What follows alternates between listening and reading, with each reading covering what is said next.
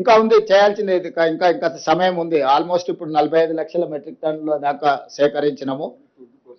20% ఇంకా బ్యాలెన్స్ ఉన్నట్టుంది. 20% కూడా డెఫినెట్ గా సేకరిస్తాం. మీరు అందరూ ఒరేసుకుంటే ఊరేసుకున్న ఆయన సిగ్గు లేకుండా రోడ్ల మీద తిరుగుతుంటే మీరు చూపిస్తున్నారు. ఆయన ఫామ్ హౌస్ లో 150 ఎకరాలు వేసుకొని ఒక గింజ కొనేదే లేదు. మేము ఏమైనా వ్యాపార సంస్థలు నడుపుతున్నాం, ఒడ్లు కొన్నందుకు 4,500 కోట్లు రాష్ట్ర ప్రభుత్వానికి లాస్ వచ్చింది, ఎవడా మేము ఇచ్చేస్తామా అని మాట్లాడిన వాళ్ళు సిగ్గు లేకుండా కళ్ళాల కాడికి పోయి కుప్పల కాడికి పోయినాం. వర్షం వస్తే వడగళ్ళ వాన పడితే నష్టం జరిగితే రైతు పోయి సాయం చేయాల్సింది పోయి ఆడ దిగి సెల్ఫీలు దిగుతున్నారు.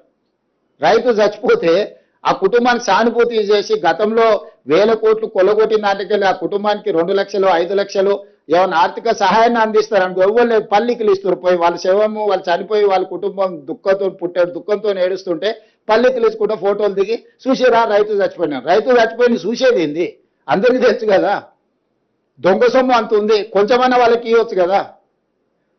అసలు ఏ మాత్రము మానవత్వం కానీ మనిషికి ఉండాల్సిన కనీస ఏమంటారు విలువ కానీ అసలు మనుషుల్లాగానే బిహేవ్ చేయట్లేదు టీఆర్ఎస్ వాళ్ళు.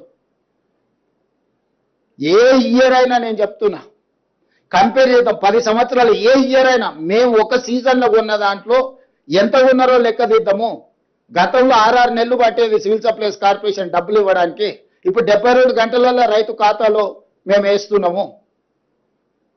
ఈరోజు బెంగాల్ మన దగ్గర హమాలీలు తక్కువ ఉన్నారు, మనకు సీజన్లో బెంగాల్ నుంచి వచ్చి హమాలీ పనిచేసే వాళ్ళు ఎక్కువ ఉన్నారు. ఆ రాష్ట్రంలో ఎన్నికలు ఉన్నందుకు కొంతమంది వాళ్ళ రాష్ట్రం వెళ్ళారు. 3-4 రోజుల మధ్యలో కొంత గ్యాప్ వచ్చింది.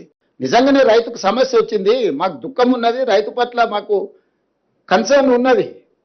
మేము వీలైనంత వరకు ఎంబర్బడి క్షేత్రస్థాయిలో కలెక్టర్లను మంత్రులను అందరిని పంపించి మేము ప్రయత్నం చేస్తున్నాం. మీరు కూడా ఏదైనా సూచన చేయండి. వాళ్ళ చావుల మీద పేలాలు ఏరుకోవాలని ఈ శవ రాజకీయాలేంది?